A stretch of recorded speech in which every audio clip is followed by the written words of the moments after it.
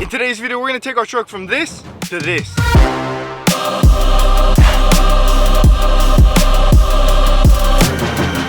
Let's get right into it. So let's start with the unboxing. The box itself is very nice. I don't know about you, but getting a product in a nice box, there's just something nice about it.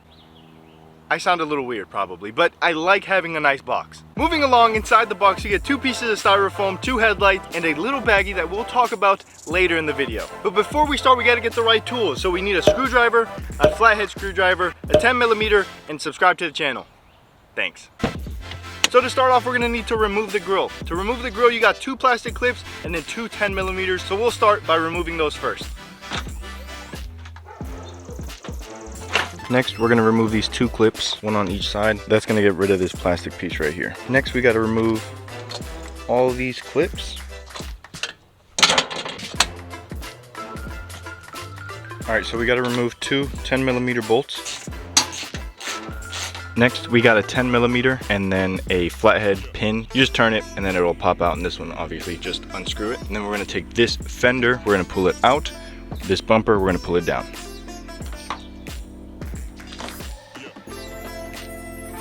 Now comes the easy part. Youre 10mm takes out that bolt. So you got rid of that 10mm, that 10mm, and that 10mm. Now there's technically nothing holding it into place. The way I do this is I remove these 2 clips. There's a clip down here. Pop it out. And pull it out this way. Don't forget, like I did, we got to remove all the lights that are still on here, so just disconnect everything. You have 3 points of reference. You got this clip down here, and then you got your 2 clips up here. You're going to want to make sure that this one lines up first, and then these other 2 will follow.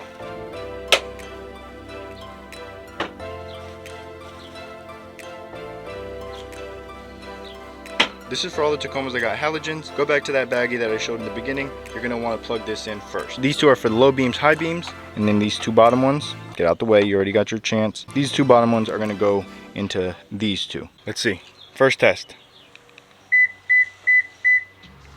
Money. Before we finalize everything, you gotta go back to your old headlights and remove screw 1 and screw 2. Once you got this plastic piece removed, just line it up on the new headlights. Use the 2 screws that you had from your original headlight. I recommend doing hand tight. Oh.